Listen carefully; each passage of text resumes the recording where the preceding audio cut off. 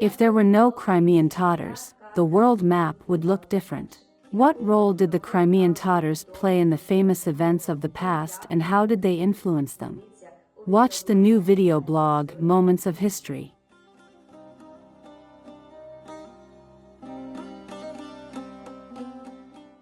Events to find out.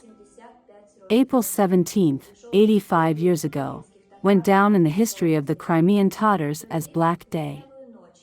On that April night in 1938, volleys and single shots were heard in the courtyard of the Simferopol NKVD prison.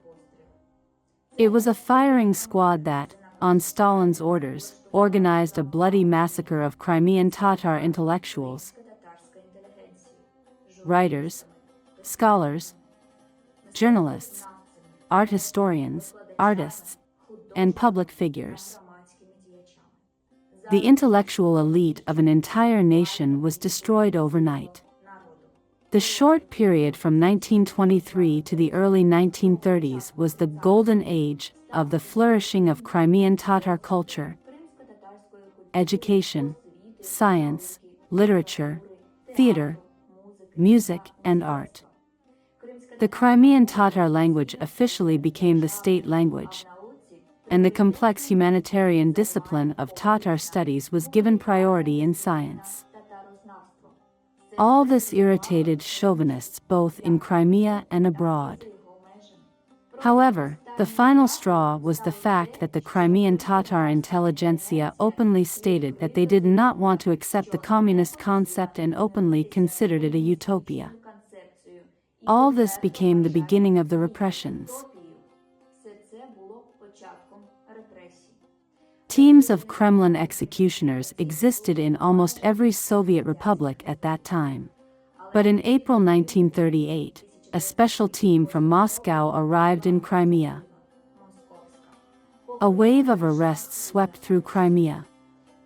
The detainees, who were exclusively opinion leaders, were brought to the Simferopol prison.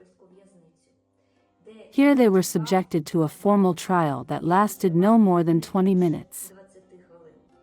They were accused of anti-Soviet activities, of spying for Germany, England, and other countries, and of involvement in the Milli Furka National Party, which was founded in 1917 and banned in 1920. And then the sentence was passed, execution. On that day, Yakub Abliamatov, a chemical scientist, was killed. Yakub Azizov, a philosopher. Asen Sabri Ivazov, writer, linguist.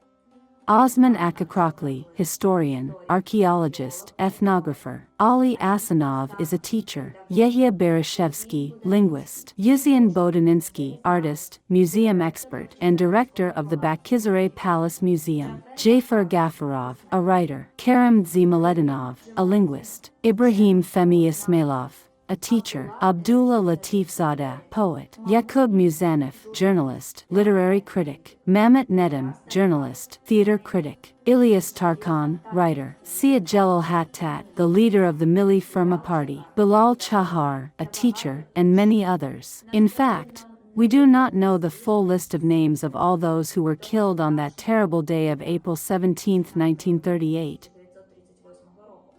And we do not know where their bodies were taken. But there are still thousands of investigative files in the archives.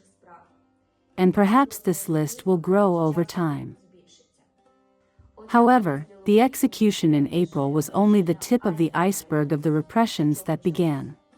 Therefore, the period of the Crimean Autonomous Soviet Socialist Republic can also be fully called the executed culture of the Crimean Tatar people.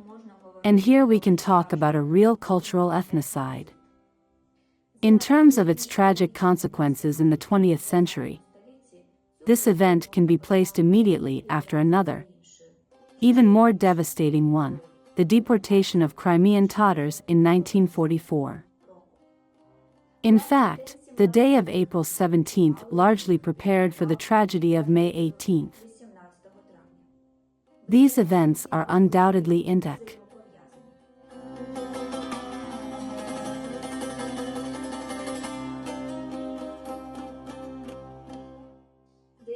нас на всіх соціальних сторінках Кримського дому. Підписуйтесь та підтримуйте нас вподобайками.